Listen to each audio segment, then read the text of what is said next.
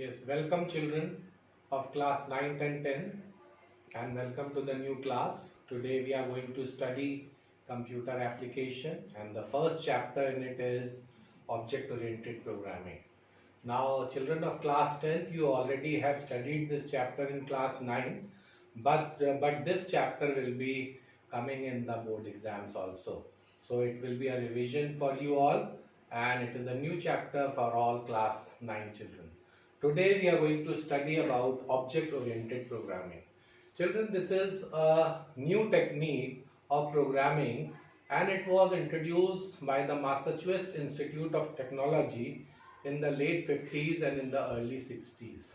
Now this programming technique is basically structured around an object and it is a modern and structured way of doing the programming. And now we are going to understand about few things in this object oriented programming. And first of all is what is an object. Now if we see in real world, objects are around us in every way. That is, the chair we sit on is an object, the pen I am using is an object. Everything which we use in our daily life normally comes as an object. So we can say that object is an identifiable identity with some characteristics and behavior. So what do we mean by an entity, identifiable identity? It can be either one of them. It can be anything which you can touch, it can be anything which you can intellectually apprehend, and it can be anything through which you can focus an action upon and you can put some action on it. For example, this pen which I am talking about can be considered as an object because I can feel it physically, so it is an object. The other thing which we do not feel but we know they are, like our name, our roll number, our marks, these can also be considered as an object. So we come across this definition of an object, that it is an identifiable identity with some characteristics and behavior. So children, when we talk about objects we are talking about, say object we have is, first is a pen. Now it has a characteristic. Characteristic means how does a pen look. Okay, all the features of a pen is characteristics of the pen. Now the behavior indicates what all can be done by a pen. So we can write through a pen, we can write any notes. So these are two behaviors of a pen. If we look across some other objects, examples of object, for example, we talk about an object called orange. Now this orange has a characteristic that it is round, it is yellow in color, or it may be an orange in color, and all the properties of an object can be considered as all its characteristics. Now the behavior is that it is citrus. It is citrus. So the behavior is that it is citrus, it is juicy. So this comes under the behavior of an object.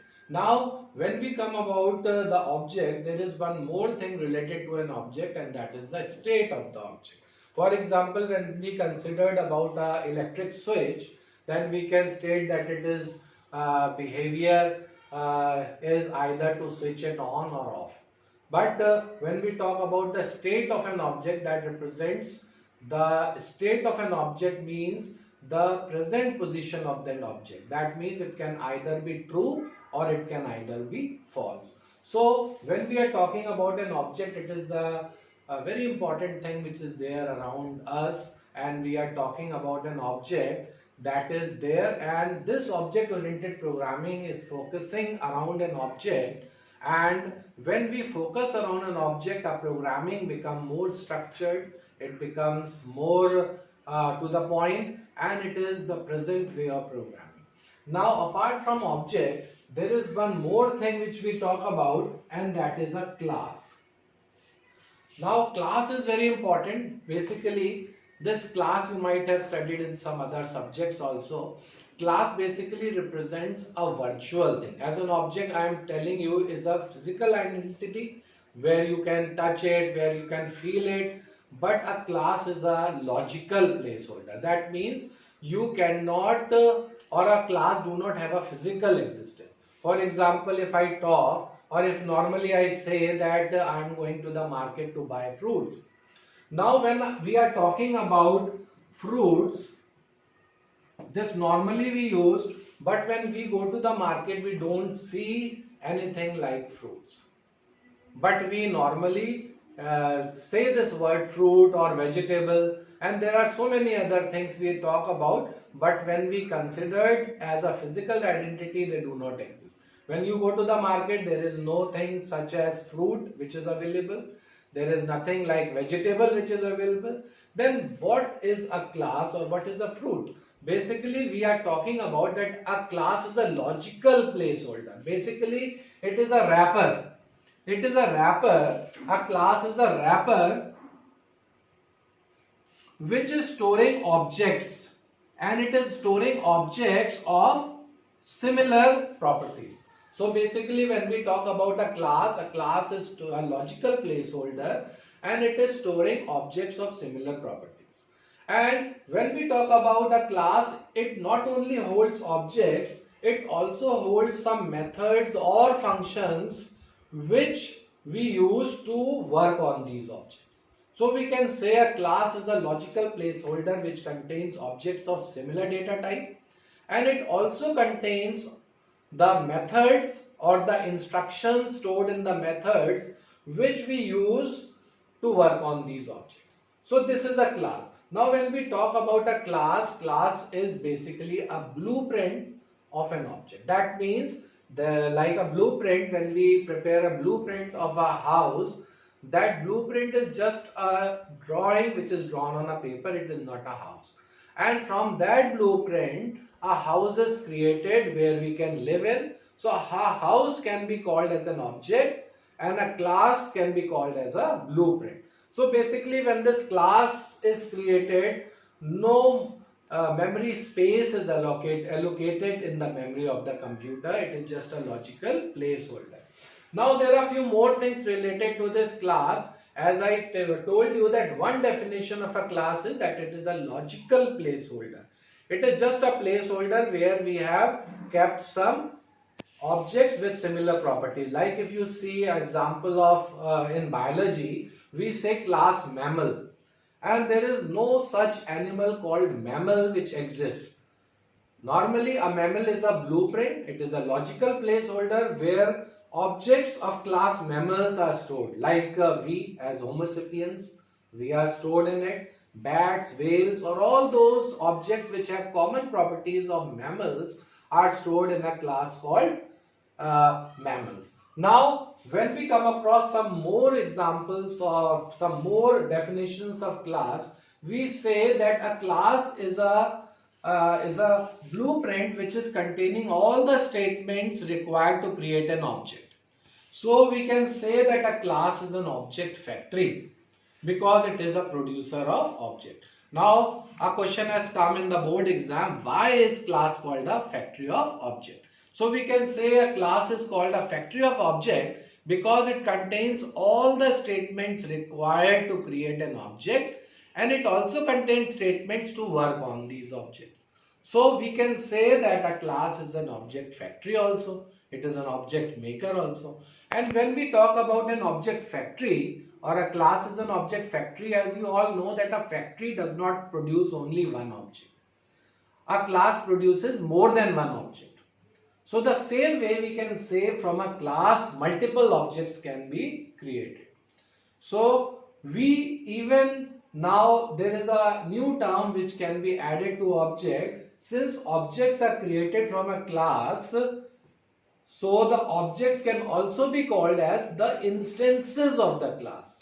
So the other name of object can be instance of a class. So now once a question was asked, why is class called an instance of a, why is object called an instance of a class? The answer to this is an object is called an instance of a class because a class is the object factory, or the object is produced from the class and it contains all the statements required to create an object. That is why it is called as the object is called as an instance of a class. So these two things which I have talked about today is object and class. And regarding the object, I have told you that object is an identifiable entity with some characteristics, behavior and state. So other than characteristics and behavior, there is one more thing. State means the present situation, the present property of an object. Like for an example, when the switch is on, we say that the state of the object is on. And when the switch is off, we say that the state of the object is off. So these are the state. So the character, we talk about its appearance, how it is looking, the behavior, how it responds, and what are the properties of it. And state means the present situation at that particular moment of time is called an object. And one more thing I have added after teaching you the class, that an object, the other name of the object is the instance of the class, because it is produced from the class. Now regarding class, I have told you that it is a logical placeholder which is containing objects of similar data type. It is a object factory because it is producing objects, and from a class multiple objects can be created. Now I have told you that class is a wrapper. So what does a wrapper wraps? A wrapper is wrapping objects and it is also wrapping methods.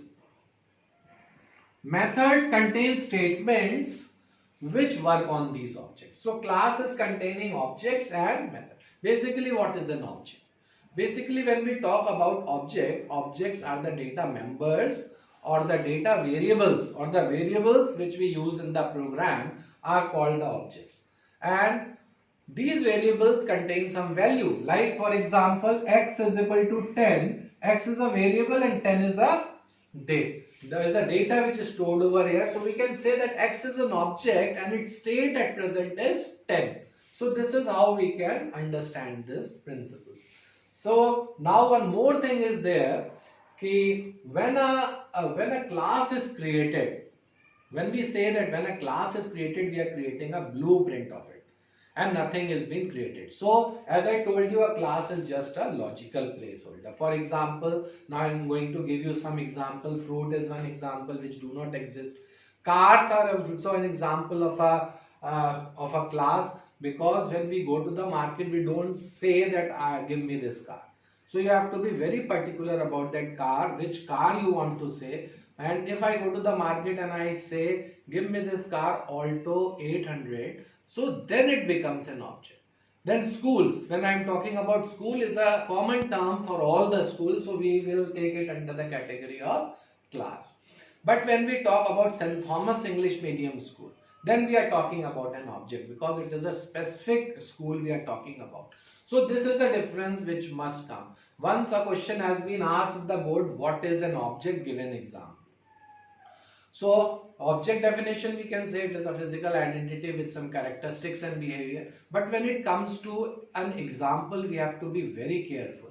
If you write example car, then you may lose marks, because now we understand that car is not a object, it is a class. A car is a group of different cars which are there, so we will consider it as a class. So these are two things which are there in object-oriented programming. Object-oriented programming, we are focusing on objects, as the programming is structured around an object. And when we are doing this object-oriented programming, this object-oriented programming becomes very simple in structuring it, very simple in understanding it, and later I will be telling you about the advantages of object-oriented programming which are there, which will be discussing in the following sessions. Now these two things which I have taught you today is object and class. So I hope these two topics are clear to you. But now apart from this objects and class, we'll be discussing some more principles of object-oriented programming.